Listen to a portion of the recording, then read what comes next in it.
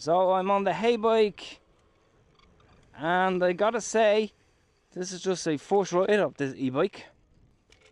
So let me just get up onto the road here. I have it on the assist mode, which is actually gear 3. It's at about 70% charge, and the assistance is actually really good on this. We are on the gear 6 Shimano, so let's put it on to gear 7. Shifts quite nicely. You of course have full hydraulic brakes on this, and the handlebars are actually really wide on this. Grips are fantastic. It has a front light, it doesn't have a rear light, but first impression's really good. Tires give really nice grip. Quite large wheels, however, but I think one of the top selling points of this is definitely the weight, because I found if I have something that's like 30 kilos plus, it gets to the stage where it's a lot more awkward. Gear 7 needs to be dialed in a little bit better, but so far it's okay. You can hear it clicking. You have a simple bell here. Display is quite simple. It's so nimble. This is actually e-bike. Let me just test the brakes for a second. So you can actually see the assistance there. Pedal, pedal. Kicks in actually straight away.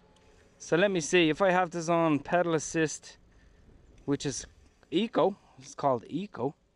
Let me just pedal it, 1. Okay, so the assistance mode obviously on eco is not as much. Let me put on to gear 2. Yeah, of course you get more there. And gear 3, which is called power, total difference. So it's actually, yeah, it does a really good job at that. I think hill climbing shouldn't be too bad with this. Of course, there is no acceleration on this, so you need to pedal it at all times. But I think, even saying that, if your country is really, really restricted, where you can't have an e-bike or e-scooter that has basically a accelerator, I think this bike would fall into that category.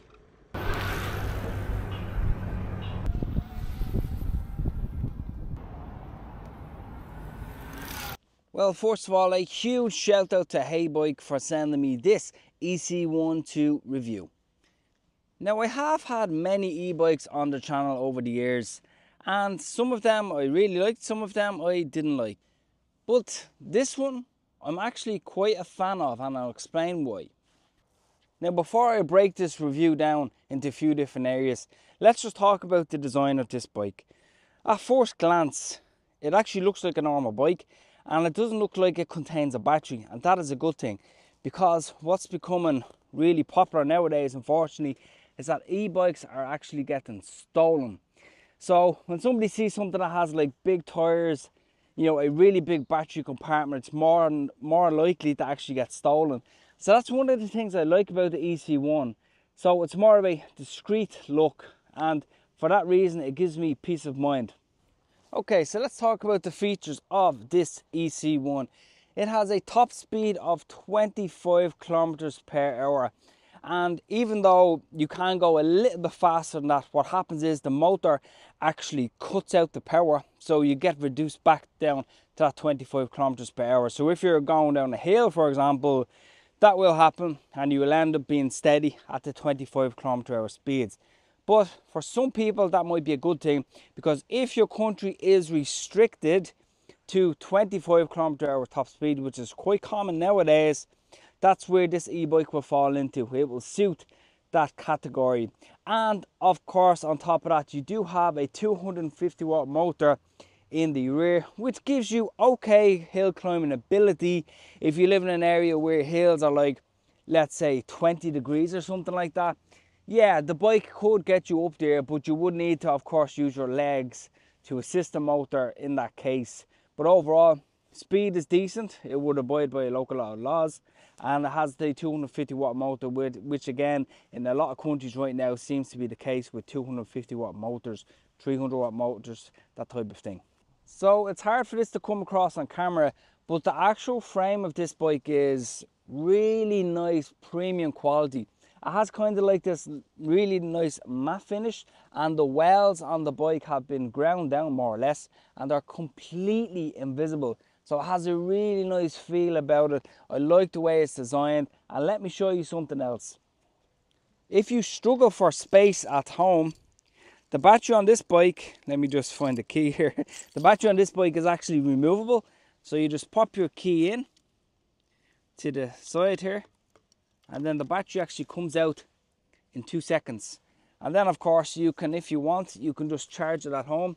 You just plug your charger into here, like so, which is really nice. And this is a 36 volt battery. So again, let's say you park up, you need to block this outside your job, for example. Just take the battery out, because who would bother stealing a bike that has no battery? Because they're the most expensive part after all on an e-bike and an e-scooter. So I really like that design. And again, it takes you 2 seconds to actually pop it back in. Slides down the barrel, clicks in, you take your key out, and that's it. So it's a really good feature. Another good thing about this bike is actually this has full hydraulic brakes as well. So the stopping power is absolutely brilliant, and I'm really happy to see that, because that seems to be the trend now. Most e-bikes I've reviewed over the past have had full hydraulic brakes, and the electric scooters. So again, it's a really nice thing to see. So you have the stopping power there, general speed, decent sized motor, full hydraulic brakes. Handlebars as well are actually quite wide on this, very comfortable indeed. And you have mud guards that completely wrap around the front wheel, and of course the rear wheel. And as you can see, by the way, the actual weight of this bike is actually 19 kilograms. So it's actually really nice. You can just carry it on your shoulder if you have to go up a few flights of stairs, compared to some e-bikes that I've had that are like 30 plus kilograms, which are way too heavy even to put into the back of your car. So for that reason, I really like it. So I'll just give you a closer look at this bike, and then I'll give my overall verdict. Okay, so another thing I want to point out is that yes, the saddle is okay, but I would rather just have a seat post, because of course this bike doesn't have suspension. So if you had a different saddle with a bit more suspension, it would make it a much more smoother ride. It's okay though. I've generally no complaints overall about that. It would just be something that I would personally like to have. Of course, you have those wide handlebars like I mentioned. You have really nice leather grips here. Very simple display. So you have gears 1, 2 and 3. You also have a simple light at the front here, which is okay. You don't get a rear light with this bike, but you can just buy them quite cheaply in any way. So gear 1 is like eco, gear 2 and gear 3. So gear 3 would give you the most assistance while pedaling. If you want to save battery, you can simply go down to 1, which is eco. Or if you don't use the battery at all, you can just go on to 0, which is quite good. You have of course your battery indicator here, plus it displays the volts, which is really nice to see. So again, very simple design, nothing too much. Unboxing this will only take you about 15-20 minutes. You just basically put on the front wheel and then basically put your handlebars on. It's really a piece of cake. You have of course those hydraulic brakes, plus you have 180 millimeters rotors in the front and of course in the rear, which is nice to see. And the good thing as well is if you're actually a taller person, this is the medium size. You can actually get this in a larger version for somebody who is slightly taller. So for reference, I'm like 5'8", and it suits me fine. But I think if you're like a bigger person, like 6 foot over, you could simply get the large version. So that's another good thing. Okay, so we have the portability factor, which is really good. You have a really nice design, sleek frame. You have that detachable battery there. Very simplistic design. Comfort level is okay. Don't have suspension, but you could get a seat post suspension for that saddle there to make it a little bit more smoother. The bike is so quiet and there is literally zero rattling coming from it, which is very nice to see. Safety, you have full hydraulic brakes, 180 millimeter rotors, and you have of course that front LED light there. I think let's talk about the value, and then I'll talk about who it's for. The value of this is just over the €1,000 mark. I think you could get it probably a little bit cheaper. Sometimes there is discounts on the website, so definitely keep an eye out for that. So I think it's at about the right price point.